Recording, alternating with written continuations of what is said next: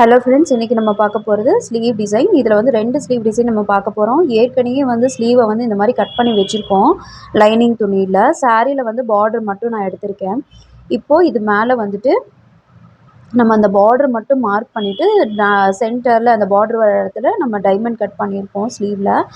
இப்போ இந்த இடத்துல வந்து ஸ்லீவில் மட்டும் நான் அந்த நடுவில் மட்டும் நான் ஆல்ரெடி ஸ்டிச் பண்ணிக்கிறேன். கீழே வந்து ஒரு பின் பண்ணிக்கோங்க.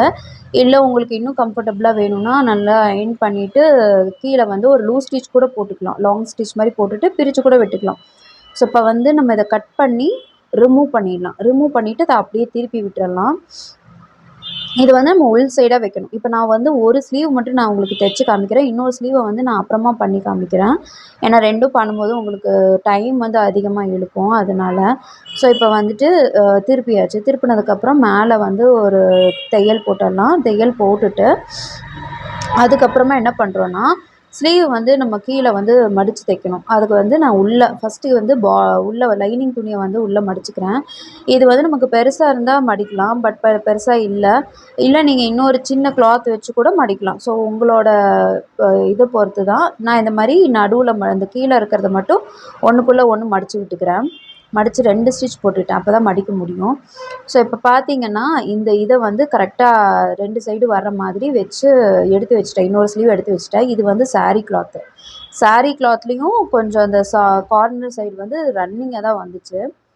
பட்டு அதாவது உள்ளே ஒரு கொசுவை மட்டும் உள்ளே ஒரு ரவுண்டு மட்டும் ப்ளெயினாக வந்துச்சு. ஸோ இந்த மாதிரி ப்ளெயினாக வந்தாலும் இந்த மாதிரி நம்ம பஃப் டிசைன் வச்சுக்கலாம். ஸோ இந்த மாதிரி பஃப் டிசைன் வைக்கிறதுக்கு இதை வந்து நல்லா கட் பண்ணி எடுத்துக்கிறேன். கட் பண்ணி எடுத்துகிட்டு இதில் பார்த்தீங்கன்னா ஒரு 6-7 இன்ச் கிட்ட இருக்குது ஹைட்டு. 7 இன்ச் கிட்ட இருக்குது. இதில் வந்து நான் கைடு மாற்றிக்கிறேன்.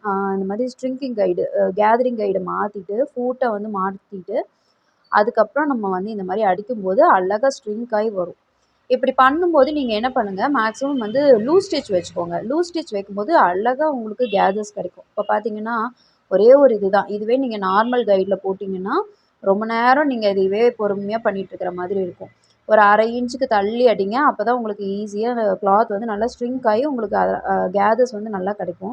இப்போ இது 2வது இது பார்த்தீங்கன்னா அதை விட இது சூப்பராகவே வந்திருக்கு. கிட்டத்தட்ட 2 ஒரே மாதிரி இருக்க மாதிரி பார்த்துக்கோங்க.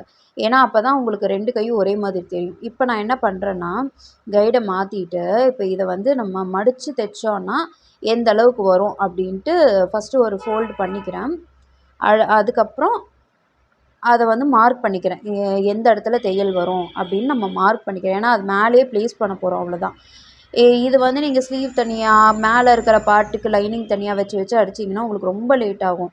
ஸோ இந்த மாதிரி நீங்கள் ஈஸியாக அடிக்கிறது வந்து உங்களுக்கு கொஞ்சம் வேலை கம்மியாக இருக்கும். அதே மாதிரி அதில் இன்னொரு ப்ளஸ் என்னென்னா, நீங்கள் வந்து கீழே இருக்கிற பார்ட்டு தனியாக லைனிங் தனியாக, மேலே இருக்கிற பார்ட்டுக்கு லைனிங் தனியாக கட் பண்ணி அடிக்கும்போது இந்த உள்ள அளவு, அதாவது கையோட ஆர்ம் ஹோலு இதெல்லாம் கரெக்டாக வருதா அப்படின்னு பார்த்துட்டு இருக்கிற மாதிரி இருக்கும். ஆக்சுவலி ஃபஸ்ட்டு அவங்க என்கிட்ட கேட்டது இந்த மேலே இருக்கிற பார்ட்டு மட்டும் ஒரு ஹாஃப் ரவுண்டு மாதிரி பஃப் கேட்டாங்க. ஸோ அதுக்கு மார்க் பண்ணிட்டேன். அதுக்கப்புறம் தான் இல்லை இந்த டிசைன் வச்சுருங்க அப்படின்னு சொல்லி கேட்டாங்க. ஸோ அதுக்கப்புறம் தான் நான் இந்த டிசைனுக்கு இது பண்ணேன். ஸோ இப்போ வந்து கொஞ்சமாக ஒரு துணியை கட் பண்ணிவிட்டு ஒரு 1.5 இன்ச் 1.25 இன்ச்சுக்கு அகலம் வர மாதிரி ஒரு 2.5 இன்ச்சுக்கு துணியை கட் பண்ணி அதை ரிப்பன் மாதிரி நல்லா ஃபோல்டு பண்ணி விட்டுட்டு உள்ளே திருப்பிக்கிறோம். திருப்பிட்டு வந்து இதை வந்து சென்டரில் நூல் வச்சு கட்டிடுங்க, ஒரு போ மாதிரி. ஸோ இந்த மாதிரி உள்ளே வச்சு கட்டிட்டீங்க அப்படின்னா உங்களுக்கு, சாரி இது கேமராவில் விசிபிள் ஆகலை, நான் மிஷின் மட்டும் கவர் பண்ணதுனால உங்களுக்கு சரியாக விசிபிள் ஆகலை. ஸோ இதுக்கப்புறம் வந்து இந்த மாதிரி வச்சு கார்னர்ஸ் மட்டும் இந்த கார்னர் மட்டும் இப்படி அடிச்சிட்டிங்கன்னா உங்களுக்கு ரொம்ப சூப்பரான ரொம்ப ட்ரெண்டியான உங்களுக்கு டிசைன் வந்து ரொம்ப அழகாக ரெடி ஆயிரும். அவ்வளோதான். இப்போ பார்த்தீங்கன்னா இந்த எட்ஜஸ் வந்து பெருசாக இருக்கிறத எக்ஸஸை வந்து கட் பண்ணி விட்டுருங்க, அவ்வளோதான். இப்போ இதில் என்ன ஒரு ப்ளஸ்னால், உள்ளே பெருசாக எந்த ஒரு கொசன்னு துணி இருக்காது. ரொம்ப லூஸாக நிறைய பேர் பஃப் வைக்கும்போது லைனிங்கையும் லூஸாக வைப்பாங்க. ஸோ அந்த மாதிரி இதெல்லாம் வராது உங்களுக்கு. இது வந்து 2வது ஸ்லீவ். 2வது ஸ்லீவ் வந்து ரொம்ப சிம்பிளானது ஒன்று. பஃப்லேயே வந்து கொஞ்சம் சிம்பிள். இப்போ வந்து எக்ஸ்ட்ராவாக இதில் வந்து ஒரு 2.5 இன்ச் கிட்ட துணி எடுத்திருக்கு, அகலமாக துணி எடுத்திருக்கு. இதை வந்து ஸ்லீவ் மேலே வச்சுட்டு இந்த மாதிரி பாதி இந்த பார்டர் மட்டும் வர மாதிரி உள் பக்கமாக மடிச்சு இந்த மாதிரி தைச்சிக்கணும். அதாவது ஸ்லீவோட உள் பக்கமாக ஒரு 1.25 இன்ச்சுக்கு எவ்வளோ வந்திருக்கோ அதே மாதிரி 2த்தையும் நான் அடிச்சுக்கிறேன். ஏன்னா கொஞ்சம் அளவு மாறாமல் இருக்கும். உள்ளெல்லாம் திருப்பி அடிச்சிட்டோன்னா அப்புறம் அளவு மறுபடியும் மாற்றுற மாதிரி இருக்கும். சில கிளாத்லலாம் பார்த்தீங்கன்னா இந்த மாதிரி ஜரி அதிகம் திக்காக இருந்துச்சுன்னா போய் மாட்டிக்கிட்டே இருக்கும். ஸோ அதெல்லாம் கொஞ்சம் பார்த்துக்கோங்க. அதுக்கப்புறம் இதை வந்து நல்லா 2 பக்கம் ஃபோல்டு பண்ணி பட்டையாக மடித்து வச்சு தைச்சிடணும். தைச்சிட்டு இப்போ இதுக்கப்புறம் திருப்புனீங்கன்னு பார்த்தீங்கன்னா உங்களுக்கு இந்த மாதிரி தான் கிடைக்கும். அந்த திருப்புனீங்கன்னா இந்த மாதிரி தான் கிடைக்கும்.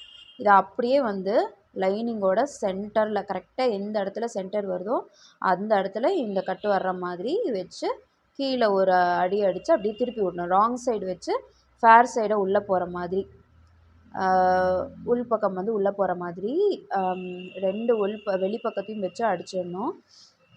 இது வந்து வெளிப்பக்கம் சரிங்களா. அதை அப்படியே திருப்பும்போது உள்ளே போயிடும்.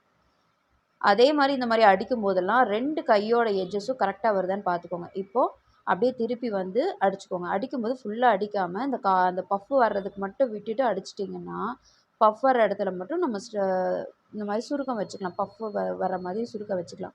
இந்த மாதிரி பஃப்லாம் வந்து உங்களுக்கு ரொம்ப தூக்கிட்டு இருக்கும் அப்படின்ட்டுலாம் இருக்காது. பார்க்குறக்கு கொஞ்சம் கேதர்ஸ் இருக்கும், ஆனால் தூக்கிட்டு இருக்காது.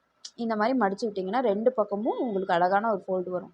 இதில் வந்து இன்னொரு டிசைன் கூட அழகாக வைக்கலாம். பட் அந்த டிசைன் ஆல்ரெடி உங்களுக்கு வச்சு கொடுத்துட்டேன். ஸோ அதனால் அந்த டிசைன் வைக்காமல் இதில் ஒரு சின்ன சின்ன ஃபோல்டிங் வர மாதிரி இதை அப்படியே இப்படி திருப்பினீங்கன்னா இன்னொரு டிசைன் வரும் உங்களுக்கு.